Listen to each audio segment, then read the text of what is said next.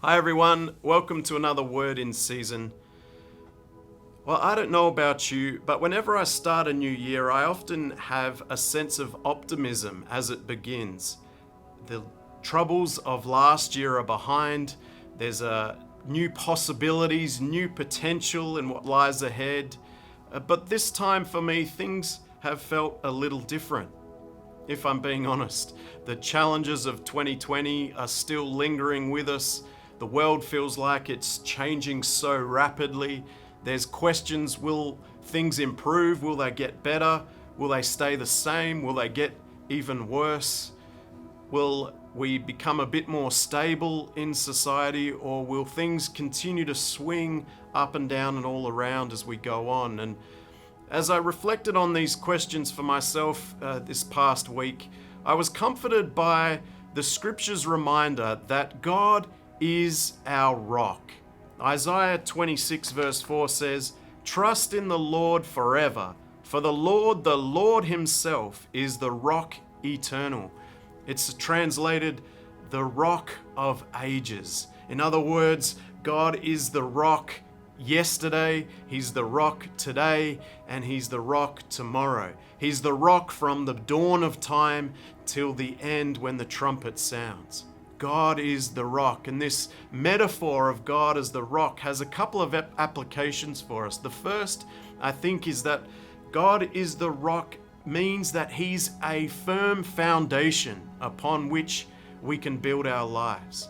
In ancient times, the people would build their homes and their towns on large rocks, and Jesus uses this picture symbolically for us in Matthew 7 when he says that everyone who receives his words and puts them into practice is like the person who builds their house upon the rock. When the storms come and rage in their lives, their houses will stand. Elsewhere in Scripture, in the New Testament, Jesus is the chief cornerstone, the chief rock upon which the rest of the house would be oriented and built based on where that cornerstone was placed.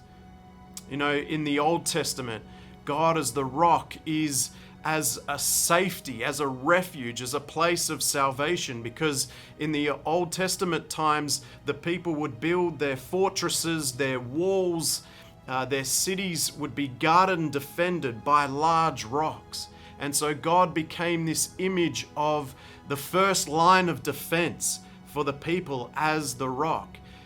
Not only that, the rocks were a place where people would go to hide when enemies had besieged them. So they'd go into the rocky places in the mountains and hide away. And it reminded me of something that happened for us as a family a couple of months ago. We were down at Margaret River at Conto's Beach, where there's this mass of rocks, and we were rock hopping as we enjoy doing.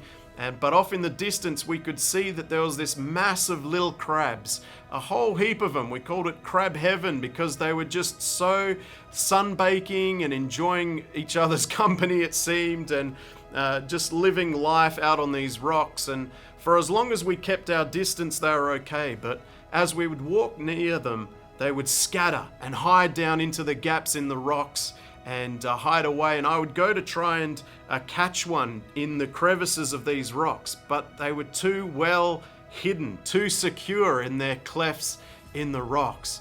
And Scripture gives us this image of ourselves with God as our rock, that we can hide away in Him, that He is our hiding place, our safe refuge. When life is overwhelming, when problems seem endless, when the world is constantly changing, when people are coming against us for reasons we might not even understand, God is the rock. And if we build our lives on Him, if we hide ourselves in Him, you and I will never ever be shaken. I want to end with this poem that just summarizes this for me. It comes from Ira Stanfield, and it says this: "I don't know about tomorrow. I just live from day to day. I don't borrow from its sunshine, for its skies may turn to grey. I don't worry, oh, the future, for I know what Jesus said. For today he walks beside me, for he knows what is ahead. Many things about tomorrow I don't seem to understand, but I know who holds tomorrow, and I know who holds my hand.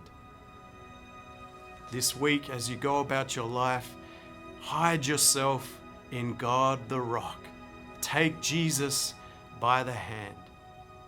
Fix your eyes upon him, the author and perfecter of our faith. God bless you.